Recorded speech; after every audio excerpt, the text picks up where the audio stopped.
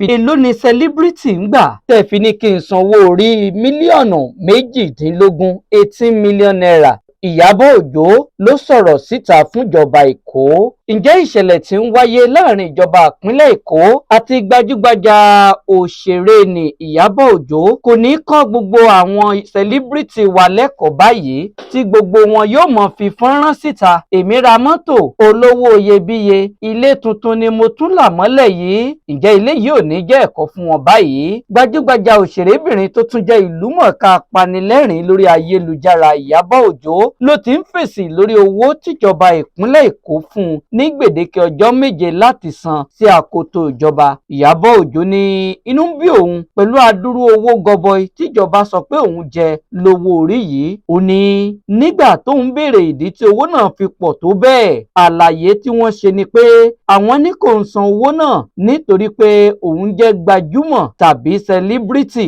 Àtúpalẹ̀ iye owó tá a rí kà nínú ìwé tí àjọ tó ń gba owó orí fi ránṣẹ́ sí Ìyábọ̀ Òjó fi hàn pé 18,640,092 naira ni owó orí tó jẹ ìjọba. Ìwé yìí ṣàlàyé pé ó jẹ gbèsè 7,376,000 naira lọ́dún 2022 tó sì tún ní gbèsè 11,264,092 naira tó wà ńlẹ̀ lọ́dún 2021. Gbèdéke ọjọ́ 7 níjọba láwọn fún un láti fi wá owó náà san, bí bẹ́ẹ̀ kọ́ yóò fojú winá òfin. Ìyábọ̀ Òjó náà wá sọ̀rọ̀, ó ní mi ò ṣẹ̀ṣẹ̀ mọ sanwó orí o, mò ń san owó orí lórí ilé tí mo rà ní san díẹ̀díẹ̀. Lójú òpó rẹ̀ ní Instagram, Ìyábọ̀ Òjó ṣe fídíò kan síta níbi tó ti ṣàfihàn àwọn ìwé kan tó ní ó jẹ́ ẹ̀rí owó orí tí òun san fún ilé àti iṣẹ́ òun. Ó ní òun àti alámòjútó ètò owó orí òun ti kàn sí àwọn aláṣẹ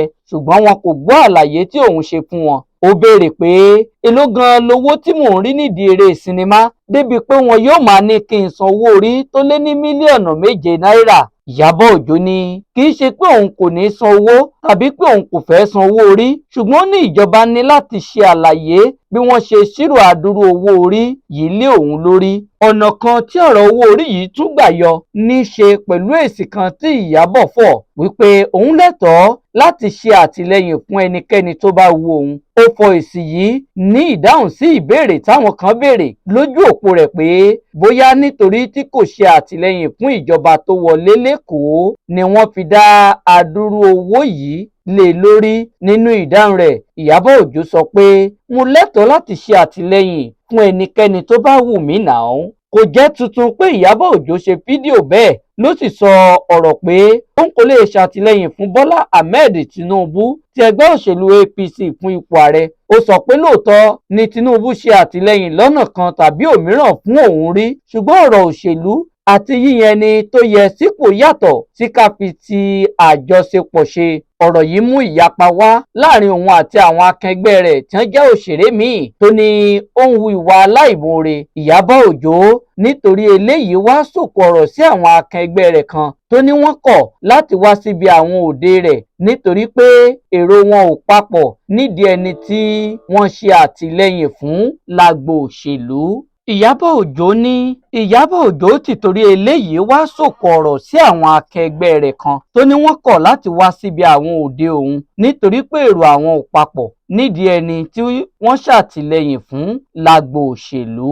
Ìyábọ̀ Òjó nìkan kọ́ ni gbajúmọ̀ tí wọ́n ń béèrè owó orí lọ́wọ́ rẹ̀. Lọ́jọ́ Ajé níjọba ìpínlẹ̀ Èkó fi ẹ̀sùn onígun 12 kan lélẹ̀ níwájú ilé ẹjọ́ gíga èyí tí wọ́n fi kan gbajúmọ̀ àṣelélọ́ṣọ̀ọ́ Èyízógè Ògbébọ̀. Nínú ẹ̀sùn yìí, wọ́n ló kọ̀ láti fi ẹ̀rí hàn pé ó san owó orí rẹ̀. Agbẹjọ́rò ìjọba AI Ali sọ pé Èyízógè tó tún jẹ́ gbajúmọ̀ orí ayélujára Instagram kọ̀ láti san owó orí rẹ̀ látọdún 2014 títí di àsìkò yìí. Gẹ́gẹ́ bí Ali ṣe sọ,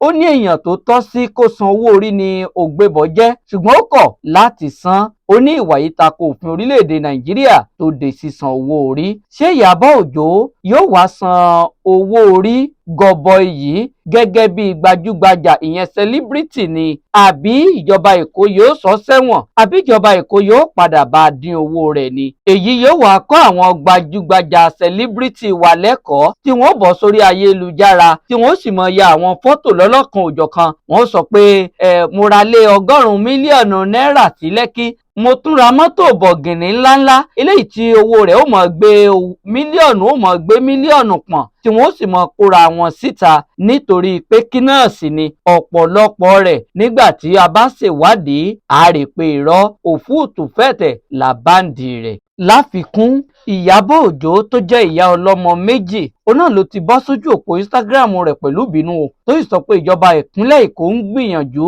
láti pa okòwò òun kí wọ́n sì mọ̀ọ́mọ̀ fi owó orí lé òun kúrò nídìí iṣẹ́ òòjọ́ òun. Ìyá ọlọ́mọ méjì ọ̀hún jẹ́ kó di mímọ̀ wípé òun kúkú ti lọ sọ́dọ̀ àjọ tó ń gbowó orí nípínlẹ̀ Èkó, òun sì kéde iye tí òun rí fún wọn, ṣùgbọ́n wọ́n kọ̀ láti gbọ́ ọ̀rọ̀ òun. Ó wá bẹ̀rẹ̀ sí ní béèrè ìbéèrè lọ́wọ́ wọn. Ó ní ẹjọ́ gan gẹ́gẹ́ bí ìjọba kí lẹ̀yin gan ti ṣe fún mi gẹ́gẹ́ bí aráàlú síjọba.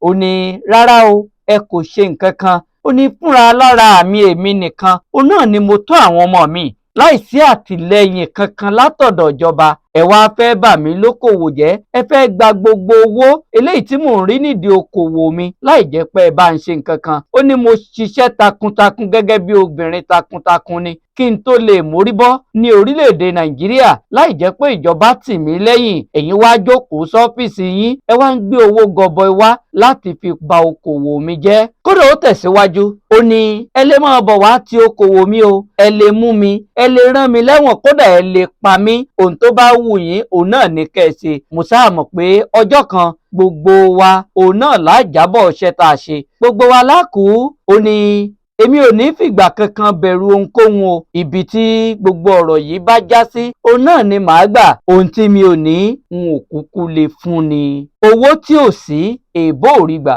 òun lọ̀rọ̀ eléyìí tó fi síta. Peter Ọlásùpọ̀ ló ń jábọ̀ fún ìkànnì Captain P2 Media lójú òpó YouTube. To watch more or subscribe,